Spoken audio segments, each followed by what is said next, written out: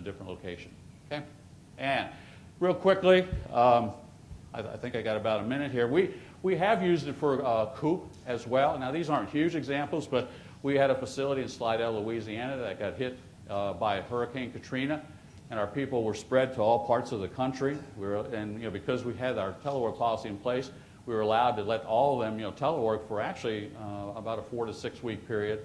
And although it's just a mini COOP type of thing, when we had the floods last summer, we had one building that flooded.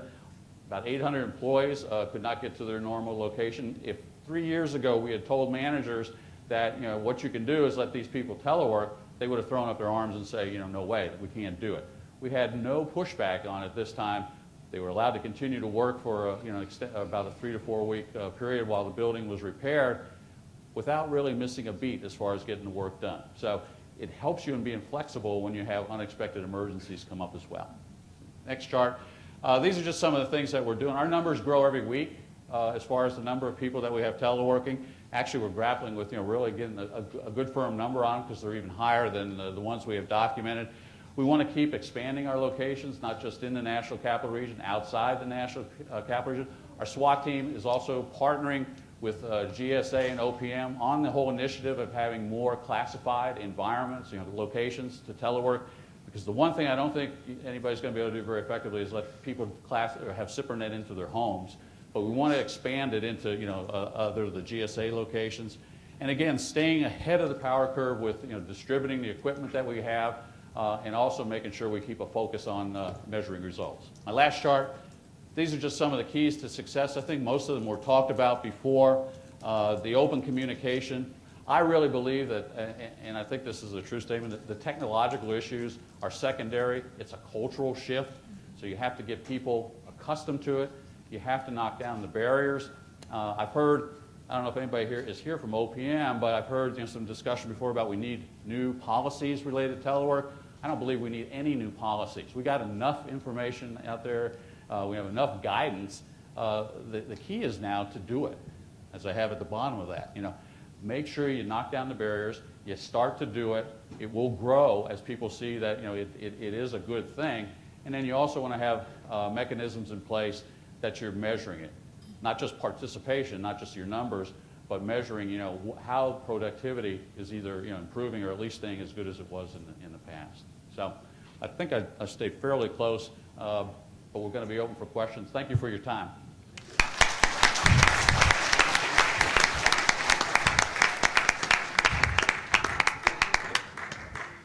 We want to make sure that all the questions are heard, so I would ask you to use the microphones if you have a question. So please make your way to a microphone. And while you're getting to the microphone, I'll just ask the first question while people are up and about. I teach adults how to use computers.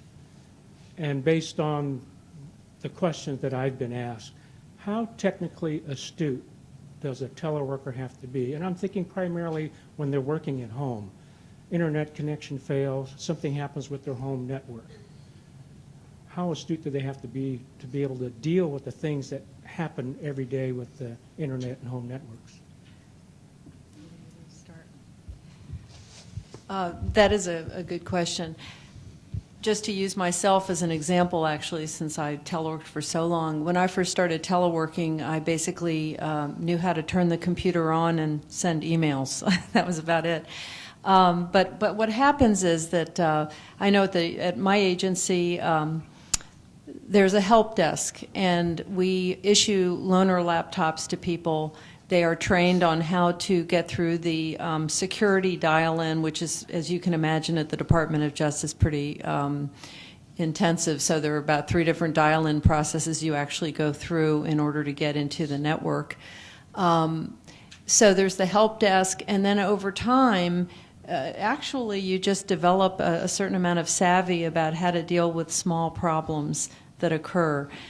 So I think between having some initial training and then the help desk availability, that does make the difference. Essentially, the same things that you do in the main office with word processing, with email, and grabbing files out of your electronic file system is what you will do when you're working from the remote office.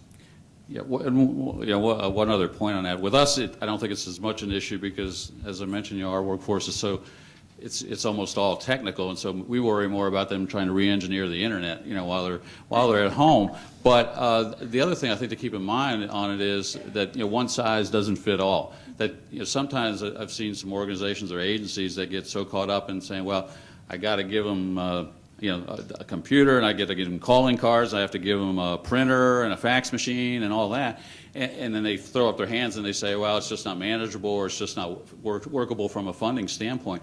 Each individual, I think it varies. Some maybe need a little bit more equipment, but some just need the bare bones of having a phone connection and the basic internet connection, and they can do everything that they need to do. So I wouldn't get caught in the trap of making a blanket policy of that you're going to give exactly the same thing, unless you really need to every single employee. Have some flexibility in it that you can be flexible based on the needs of each individual, because some don't need that much.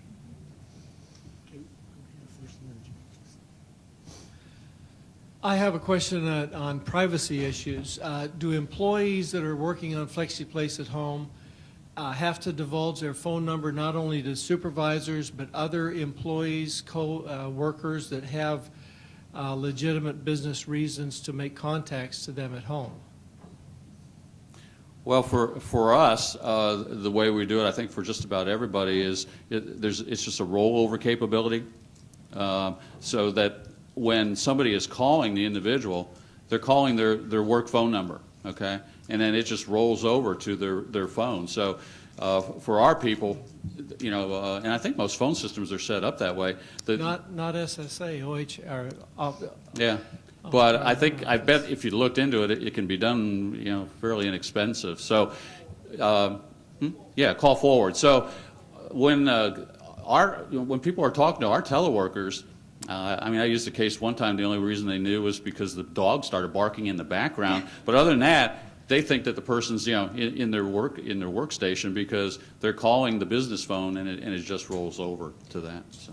At Department of Justice, just to add on to that, we do some call forwarding, but we also allow the option, and the supervisor can decide on this, to have the employees simply check their voicemail at work on a regular basis. So because some of our offices unfortunately have a call forwarding system that cannot be turned off unless you go back into the main office to do it. So in other words, if you were teleworking on a Friday, your work phone calls would be forwarded to your home phone all weekend long. So in cases like that, the supervisor does have the option to say, look, just make sure you check your voicemail on a regular basis, so that we do not require employees to give out their home phone numbers.